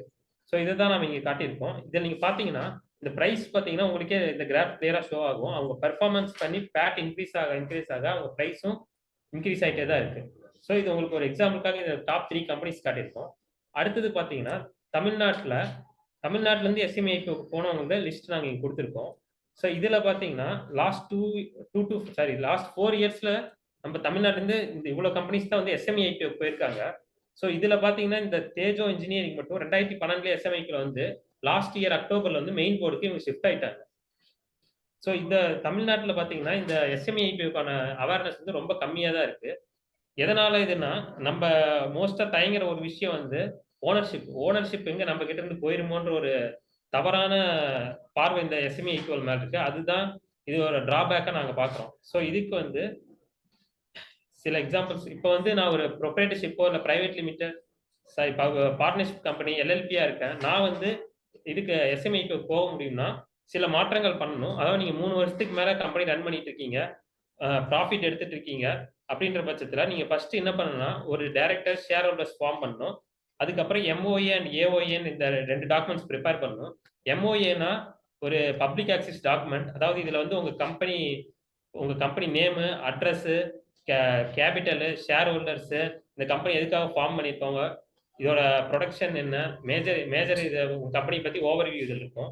ஆர்டிகல்ஸ் அசோசியேஷனா இன்டர்னல் டாக்குமெண்ட், உங்க கம்பெனிக்குள்ள சர்டிஃபிகேட் ஆகிற டாக்குமெண்ட். இதை வந்து உங்க கம்பெனி எப்படிலாம் இயங்குது, systems and procedures, rules and regulations, இதை பத்தி நீங்க இதில் கொடுத்துருப்பீங்க. இந்த 2 டாக்குமெண்ட் ப்ரிப்பேர் பண்ணதுக்கு அப்புறமா நம்ம வந்து சர்டிஃபிகேட் ஆஃப் இன்கார்பரேஷன் எடுப்போம். அது வந்து ஆர்ஓசி ரெஜிஸ்டர் ஆஃப் கார்பரேஷன் அது கொடுப்பாங்க. அந்த சர்டிஃபிகேட்டை எடுத்துட்டு நம்ம ஒரு பேங்க் அக்கௌண்ட் ஓப்பன் பண்ணி நம்ம ப்ரொப்ரைட்டர்ஷிப்போ இல்லை பார்ட்னர்ஷிப்போ ஒரு கம்பெனியை அதுக்கு டிரான்ஸ்ஃபர் பண்ணணும். இங்க வந்து நீங்க புரிஞ்சுக்கோங்க, இது வந்து டிரான்ஸ்ஃபர் தான் பண்ணணும். நீங்க இந்த கம்பெனி அதை க்ளோஸ் பண்ணி இதை புதுசாக ஆரம்பிச்சீங்கன்னா இது வந்து கணக்குல வராது. ஸோ இது வந்து நீங்க லீகலா அதுக்கு அசெட் லைபிலிட்டியை இந்த பிரைவேட் லிமிடெட் டிரான்ஸ்ஃபர் பண்ணணும். டிரான்ஸ்ஃபர் பண்ணதுக்கு அப்புறம் எம்சிஏன்னு ஒரு மினிஸ்ட்ரி ஆஃப் கார்பரேட் அஃபேர்ஸ்னு ஒரு இருக்கு. அதுல வந்து சில ரெகுலேஷன்ஸ் இருக்கு.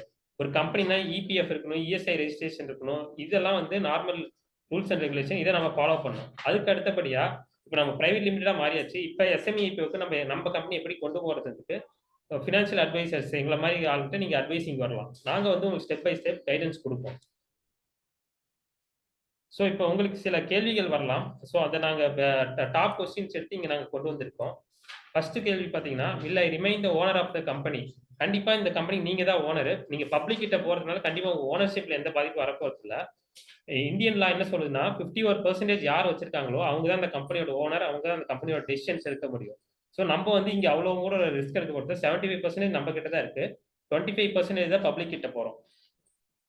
இது இன்னொரு பாயிண்ட் ஆஃப் வியூ சொல்லணும்னா, இதாவது உங்க ரிஸ்க் 100% ரிஸ்க், 25% ரிஸ்க் நீங்க ஷேர் பண்ணிக்க போறீங்க, அவ்வளவுதான் இதுல வித்தியாசம். இதனால உங்க ரிஸ்க் பர்டனும் கொஞ்சம் கம்மியாகுது. அது அடுத்த கொஸ்டின் பண்ணலாம், when is the right time for our company to go to public with an IPO? அதாவது உங்க ஃபினான்ஷியல்ஸ் கரெக்டா இருக்கு, உங்க ஃபினான்ஷியல்ஸ் கரெக்டா இருக்கு, அப் டு டேட் ஐபிஓக்கு எலிஜிபிலிட்டிக்கு என்னோட ஃபினான்ஷியல்ஸ் இப்போ அப் டு டேட்ல இருக்கு. மார்க்கெட் ட்ரெண்ட்ஸ் ஒன்றும் இப்போ மார்க்கெட்ல என்ன ப்ராடக்ட் ட்ரெண்டா இருக்கு, அந்த ப்ராடக்ட்ல நீங்க க்ரோ ஆயிட்டு வந்துருக்கீங்க, அதுதான் மார்க்கெட் ட்ரெண்ட். ஸ்ட்ராட்டஜிக் கோல்ஸ், உங்க கம்பெனியோட விஷன் என்ன, அதுவும் உங்க கம்பெனி விஷன் எவ்வளோ லைஃப் எவ்வளோ சைக்கிளா அச்சீவ் பண்ண போறீங்கிறது தான் இருக்கு. இதெல்லாமே நீங்க டிசைட் பண்ணியாச்சுன்னா சில கரெக்ஷன்ஸ் மட்டும் நாங்கள் சஜஷன்ஸ் கொடுப்போம். அது பண்ணீங்கனாலே நீங்க கரெக்டா ஐபிஓக்கு போற டைம் வந்துடும். நெக்ஸ்ட் வந்து how can we prepare our company for IPO process? First வந்து ஆப்ரேஷன்ஸ், உங்க ஆப்ரேஷன்ஸ் எல்லாமே ஆட்டோமேட் பண்ணணும். அதாவது நீங்க தனிநபரா இருந்து நீங்களே வந்து எவ்ரி டெசிஷன் எடுத்துட்டு இருப்பீங்க. ரா மெட்டீரியல் எங்க வாங்கணும், ப்ரொடக்ஷன் எவ்வளோ பண்ணணும், எப்போ டெலிவரி கொடுக்கணும், ஃபினான்ஸ் அக்கௌண்ட் ஹேண்ட்லிங் நீங்க தான் பார்த்துட்டு இருப்பீங்க, பேமெண்ட்ஸ் நீங்க தான் பார்த்துட்டு இருப்பீங்க. ஸோ இது எல்லாமே வந்து நீங்களா பண்ணாம ஒரு டீம் அலோகேட் பண்ணி ஆப்ரேஷன் வந்து ஆட்டோமேட் பண்ணும். இதுக்கு ஒரு சின்ன எக்ஸாம்பிள் நான் சொல்றேன். ரத்தன் டாடா பத்தி எல்லாமே தெரியும். அவர் இவ்வளவு சக்சஸ்ஃபுல் பிசினஸ்மேனா இருக்கிறாரு. ஸோ இது வந்து ஒரு இன்டர்வியூர் வந்து அவர்கிட்ட ஒரு கேள்வி கேட்டாரு. சார் நீங்க இவ்வளவு சக்சஸ்ஃபுல்லா இருக்கீங்க, எப்படி இப்படி சக்சஸ்க்கான எங்க ரீசன் என்ன அப்படின்னு கேட்டப்ப அவர் சிம்பிளா ஒரு பதில் சொன்னாரு. தம்பி உன் போன் எடுத்து டேபிள் வைப்பா, நானும் என் போன் வைக்கிறேன், 1 hour பாரு யாருக்கு அதிக போன் கால்ஸ் வருது நீ பார்ப்போம் அப்படின்னாரு. 1 hour கழிச்சு பாத்தீங்கன்னா அந்த இன்டர்வியூ எடுக்க போன பர்சனுக்கு தான் போன் கால்ஸ் வந்ததே தவிர அவருக்கு ஒரு போன் கூட வரல. அவர் கடைசியில் சொன்னது இதுதான் என் சக்சஸ், நான் வந்து இப்போ ஒர்க் பண்ணல, வேலை வாங்குறேன், நான் வேலை செஞ்சுக்கிட்டு இருந்தேன்னா என்னால சக்சஸா இருக்க முடியாது, நான் இனிஷியல் ஸ்டேஜ்ல வேலை செஞ்சேன், இப்ப வேலை வாங்க கத்துக்கிட்டேன், அதனால நான் இல்லைனாலும் என் கம்பெனியில வேலைகள் ஆட்டோமேட்டிக்கா நடந்துட்டு இருக்கு, இதுதான் என்னோட சக்சஸ் காரணம்னு சொன்னார். ஸோ இதுதான் நம்ம ஆப்ரேஷன்ஸை ஆட்டோமேட் பண்றதுக்கு ஒரு மேஜர் ரீசனை சொல்லிட்டு இருக்கோம். ஏன்னா நீங்க இருந்தீங்கன்னா அந்த பிசினஸ் அது உங்க கண்ட்ரோல்லே இருந்ததுன்னா ஒருவேளை நீங்க லீவு இல்ல ஏதாவது பர்சனல் எமர்ஜென்சி போனீங்கன்னா உங்க பிசினஸ் தரப்படும். இது வந்து உங்க கம்பெனியோட வளர்ச்சிக்கு பாதிப்பு ஏற்படுத்தும். இதைத்தான் நாங்க வந்து ஆப்ரேஷனை ஆட்டோமேட் பண்ண சொல்றோம். அடுத்தது வந்து பினான்சஸ்.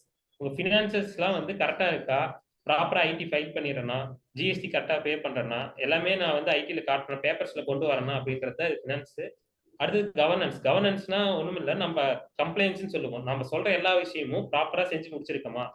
இப்போ எக்ஸாம்பிள் ஜிஎஸ்டி ஃபைல் பண்ணா அந்த டெட்லைனுக்குள்ள ஃபைல் பண்ணிடுறோம், ஐடி ஃபைல் பண்ணணும்னா அந்த பெனால்டி இல்லாம பே பண்ணிட்டு இருக்கோம் அப்படின்றது தான் இதோட ரீசன். அடுத்த கேள்வி பாத்தீங்கன்னா, what are the regulatory requirement for SME IPO in India. இது வந்து regulatory requirements include complaints with SEBI guidelines. இது இந்த டேர்ம்ஸ் வந்து உங்களுக்கு லேமன்ஸ் டைம்ல சிம்பிளா புரியுற மாதிரி சொல்றேன்னா, இன்னைக்கு எல்லா பேங்க்குமே வந்து ஆர்பிஐ கீழ தான் இயங்கிட்டு இருக்கு. ஸோ இப்போ நீங்க எடுத்துக்கோங்க, உங்க லோக்கல் நியர்பை பேங்க்குக்கு போய் ஒரு அக்கௌண்ட் ஓப்பன் பண்றீங்கன்னா உங்களோட ஆதார் கார்டு, பேன் கார்டு, ஒரு போட்டோ கேட்பாங்க, உங்களை பத்தி நீங்க யாரு என்னன்னு விசாரிச்சு உங்களுக்கு அக்கௌண்ட் கிரியேட் பண்ணி அதை உங்க கேவைசி கம்ப்ளீட் பண்ணா அக்கௌண்ட் ஓப்பன் பண்ணி கொடுத்துருவாங்க. இதே வந்து நீங்க ஒரு ஆர்பிஐ கிட்ட போறீங்க அப்படின்னா அவங்க உங்க அக்கௌண்ட், அவங்க ஆதார், பேன், உங்க பினான்சியல்ஸ் என்ன, உங்களோட ஸ்ட்ரென்த் என்ன, ஃபினான்ஷியலி நீங்க ஸ்ட்ராங் பர்சனா, என்ன பிசினஸ், எதுக்காக அக்கௌண்ட் ஓப்பன் பண்ணீங்க, என்ன ரெக்யர்மெண்ட்ஸ், இவ்வளவு டீடைல்ஸ் கேட்பாங்க. இதே தான் இங்கேயும் செபி கிட்ட நீங்க டைரக்டா போய் நம்ம லிஸ்டடுக்காக போறோம்னா நிறைய conditions and rules and regulations இருக்கும். வேற ஸ்டாக் எக்ஸ்சேஞ்ச் வரப்ப கொஞ்சம் ரிலாக்ஸேஷன் இருக்கும். அதுக்காக தான் நம்ம செபி எஸ்எம்ஐபிஓவை ஸ்டாக் எக்ஸ்சேஞ்சு கீழே நம்ம கவர்மெண்ட் கொண்டு வந்திருக்காங்க.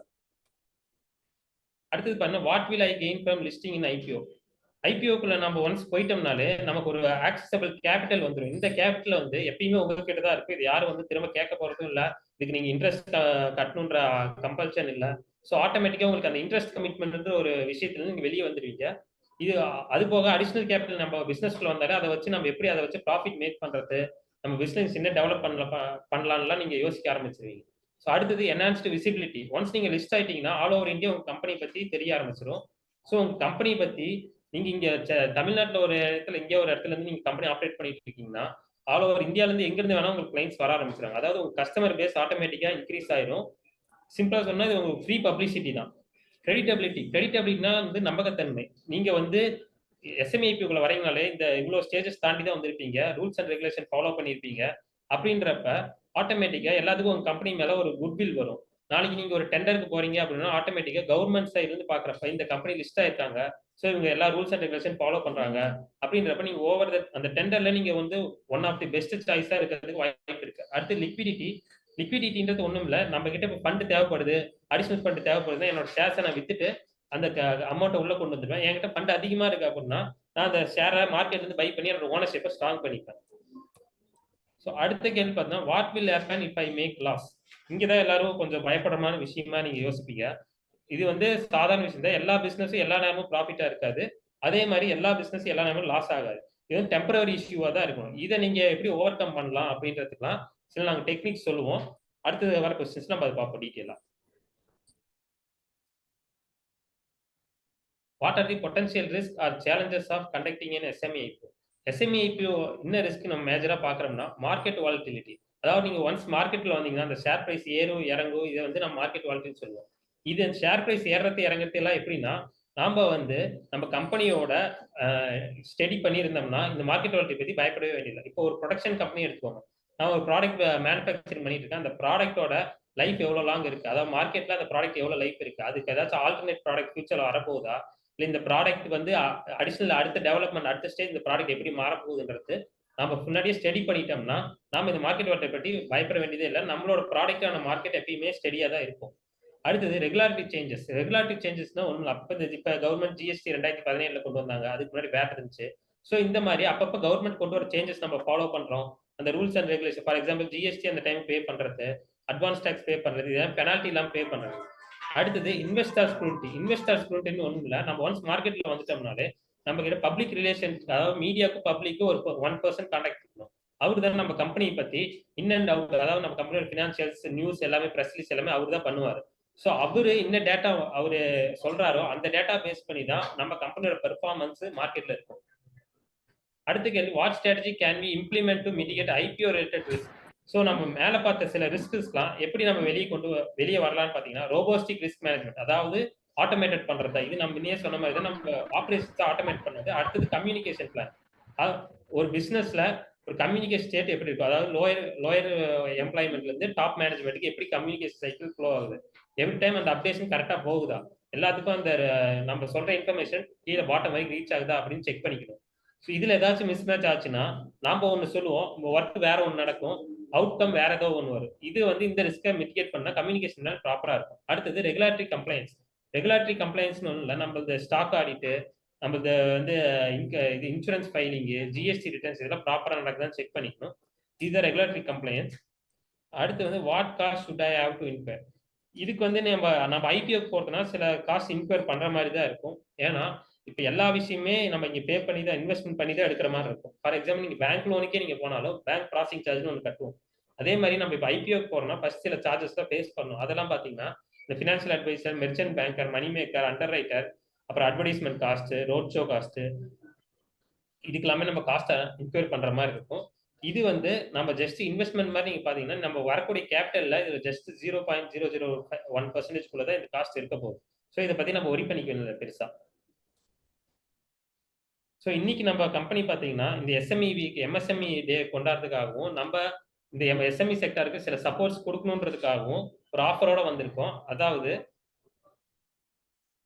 இந்த எஸ்எம்இ ஐபிஓ ரெடினஸ் சர்வீஸ் நாங்கள் பண்ணி கொடுத்துட்டு இருக்கோம் ஒவ்வொரு கம்பெனிஸ்க்கும். நீங்க இந்த எஸ்எம்இ ஐபிஓ மார்க்கெட்ல போறதுக்கு எந்த ஸ்டேஜ்ல இருக்கீங்க, இப்போ அட் பிரசன்ட் உங்க கம்பெனி எங்க இருக்கு, என்னென்ன சேஞ்சஸ்லாம் நீங்க பண்ணா நீங்க அதுக்கு ரெடி ஆவீங்க அப்படின்றத, இதுக்கான சர்வீஸ் நாங்கள் நார்மலா 7,999 பிளஸ் ஜிஎஸ்டி சார்ஜஸ் பண்ணிட்டு இருந்தோம்.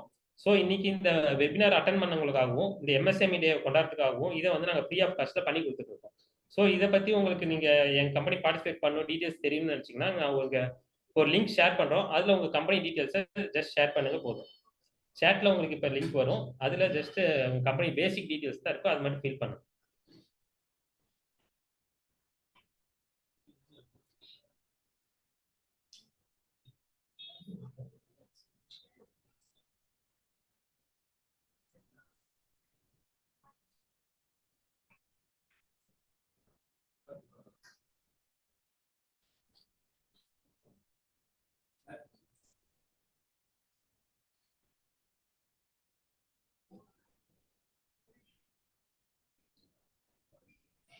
ஸோ நாங்கள் லிங்க் ஷேர் பண்ணியிருக்கோம், நீங்கள் உங்கள் டேட்டா சப்மிட் பண்ணிடுங்க.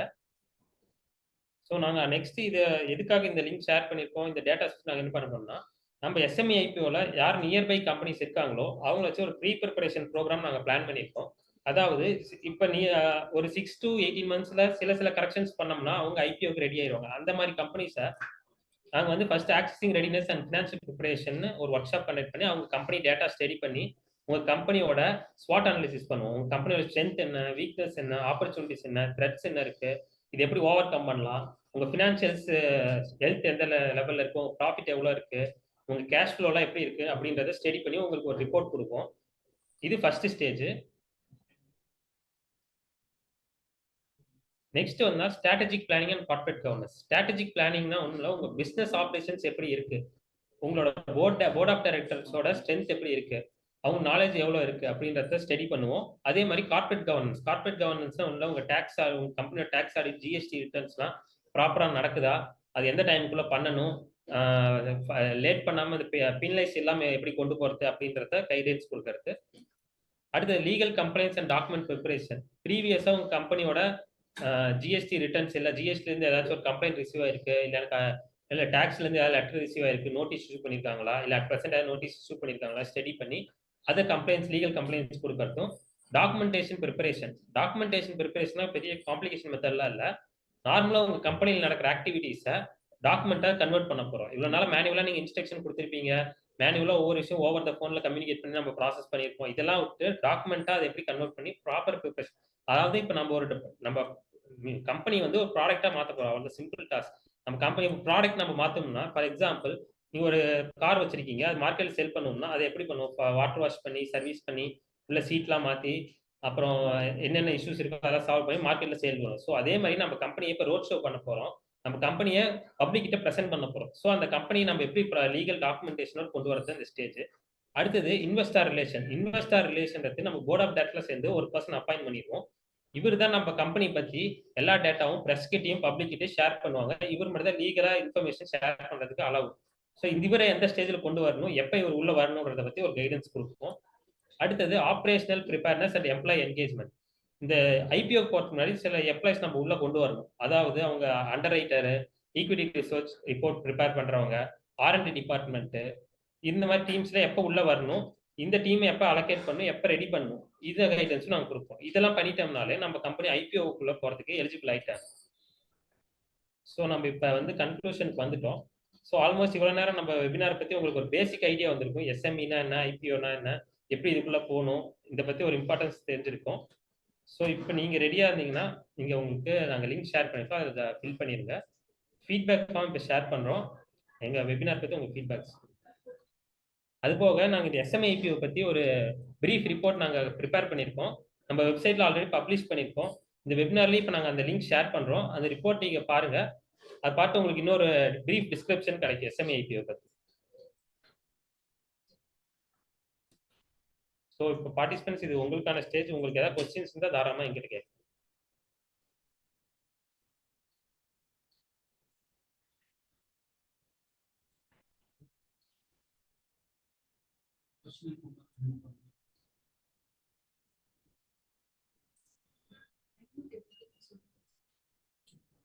உங்களுக்கு ஏதாவது கொஸ்டின்ஸ் இருந்தால் அன்மியூட் பண்ணிட்டு நீங்கள் பேசலாம் சார்.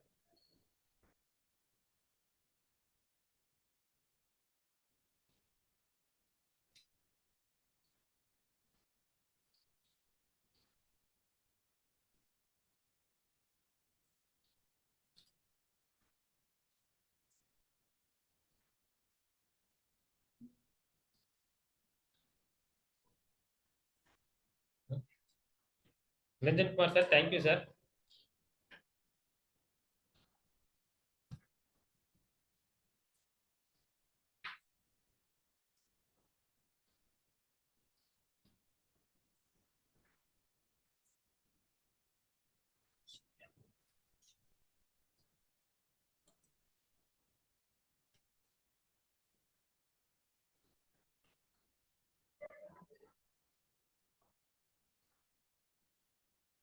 சார் ஏதாவது கொஸ்டின்ஸ் இருக்கா?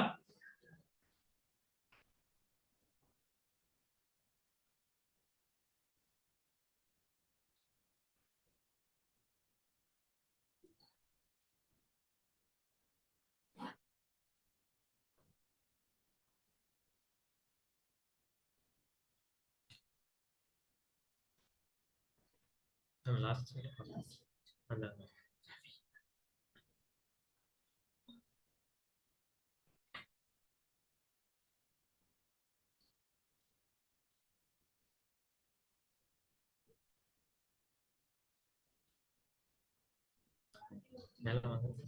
Okay.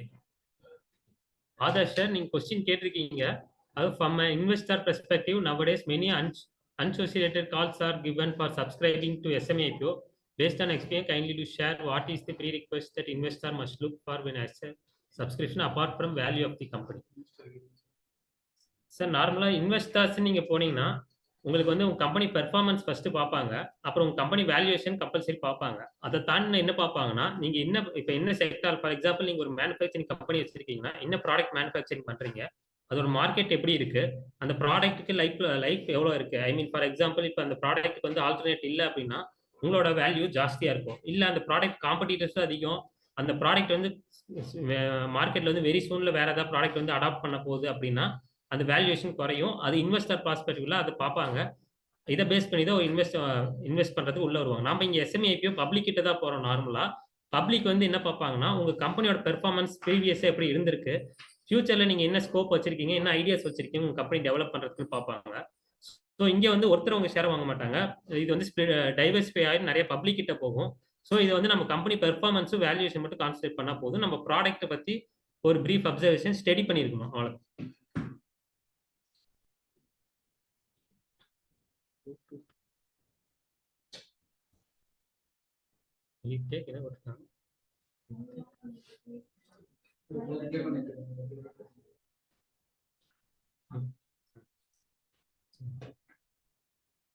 Ravi sir, it takes somewhere between 3 to 6 months if we are fully prepared to go for an IPO from a private limited to a public limited listed company.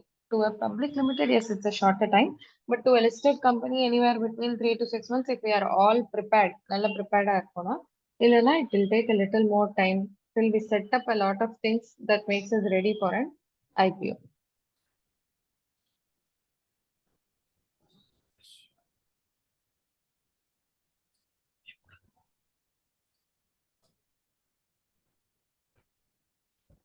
வேற ஏதாவது யாருக்காச்சும் questions இருக்கா? Yes, sir. We take up the projects, we help you get prepared, help you get connected with merchant bankers, how, what kind of company, what stage we are in. இப்போ எந்த ஸ்டேஜ்ல இருக்கோம், இந்த SME IPO போறதுக்கு நம்மளுக்கு எவ்வளவு gap இருக்கு, இந்த கேப் ஃபில் பண்ணுறதுக்கு எப்படி நம்ம ப்ரிப்பேர்ட் ஆனோம், அது வந்து நம்ம கைட் பண்றோம் sir at consulting and beyond. இந்த லிங்க் நீங்க கொஸ்டினரை ஃபில் பண்ணீங்கன்னா சார் அந்த லிங்க் திருப்பி message பண்ணுங்கம்மா. So the overall, the entire SME IPO listing cost somewhere between, let's say, we can say approximately 10% of the fundraise. So, and it all depends on which stage you are in, sir. So if you're raising 5 crores, 10%, it will 40-50 lakhs, including the regulatory cost, including the merchant banker, including the advisor fee, everything, all put together. I'm just giving you a ballpark range. Again, it all depends on what stage where your company is. Internal costs are there, sir. Some things like company secretary, appointment of a company secretary is there. Then let's say you will have an investor redressal council. Let's say you have to create committees, appointment of independent directors. So like this, you will have some cost to be incurred pre and post IPO also.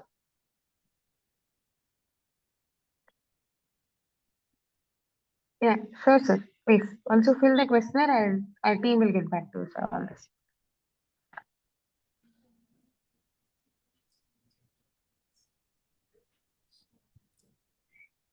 In general, there were several SAP IPO scams that have.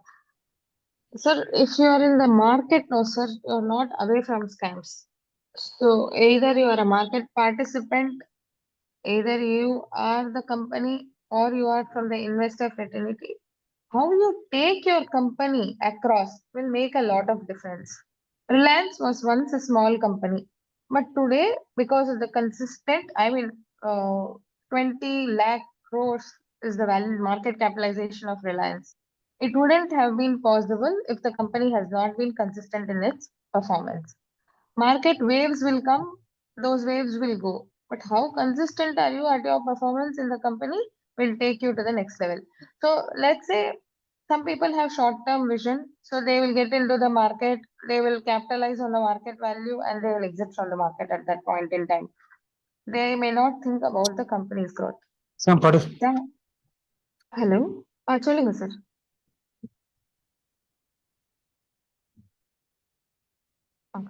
So some people with short-sightedness are there, and they try to do this, and that's why this becomes scam. But if you have a long-term vision to create wealth for your company, for your next generation, then SME IPO is the next best place to be. As an SME, I'm looking at even an IPO is the best place to be. Infosys is Infosys because of its performance, because of the corporate governance, it's taking care of itself.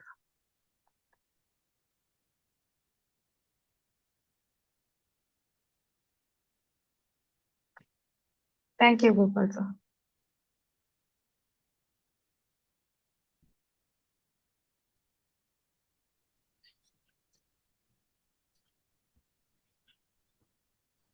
Thank you all for attending the sessions. In case of further queries, உங்களுக்கு வேற ஏதாச்சும் doubt இருந்துச்சுன்னா நீங்க கீழே இருக்க contact நம்பருக்கோ கீழே இருக்க mail ஐடிக்கோ contact பண்ணலாம். Thank you.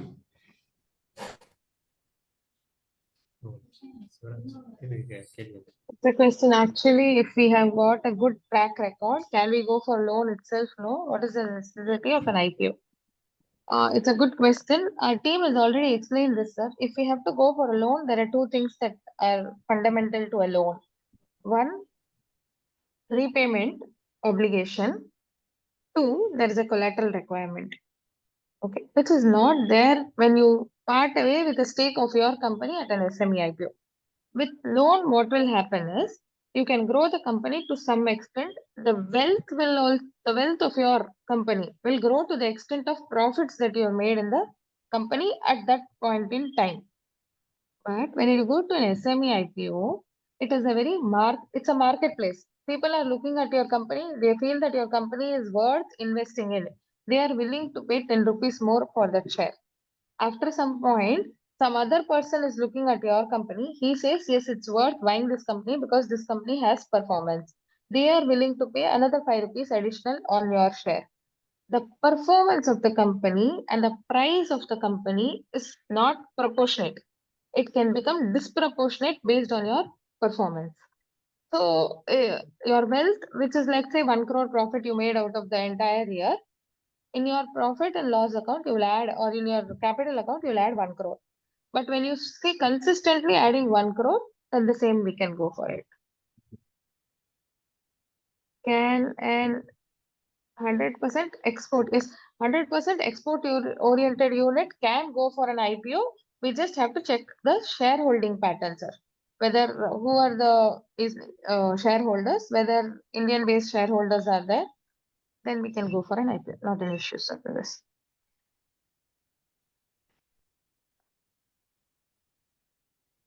Yeah, we can go ahead, sir. Then. Shivraj Babu, I hope I have cleared your query.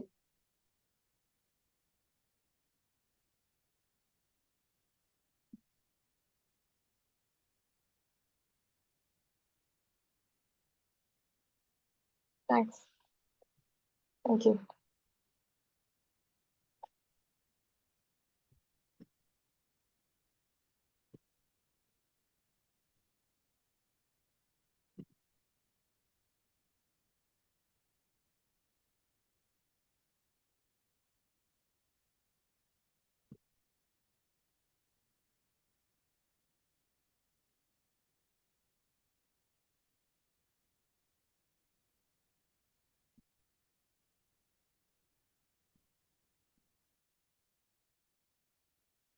Thank you all for the engaging participations and the question and answer session.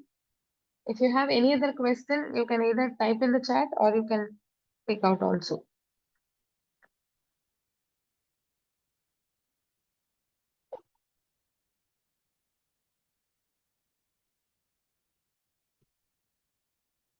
Selomani, can we conclude? Yes, ma'am, we can conclude. Perfect. Take over. Okay, ma'am. Thank you.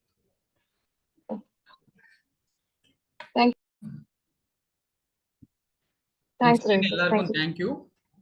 ஃபர்தரா queries இருந்தா இந்த நம்பருக்கு contact பண்ணுங்க. அது இல்லைன்னா mail ID இருக்கு கீழே டிஸ்கிரிப்ஷன்ல, அதுக்கு காண்டாக்ட் பண்ணிட்டு என்ன queries எங்களுக்கு நாங்கள் ஆன்சர் பண்ணுவோம். மறக்காம எல்லாரும் ஃபீட்பேக் ஃபில் பண்ணிட்டு எங்களுக்கு கொடுத்தனா நல்லா இருக்கும். தேங்க்யூ.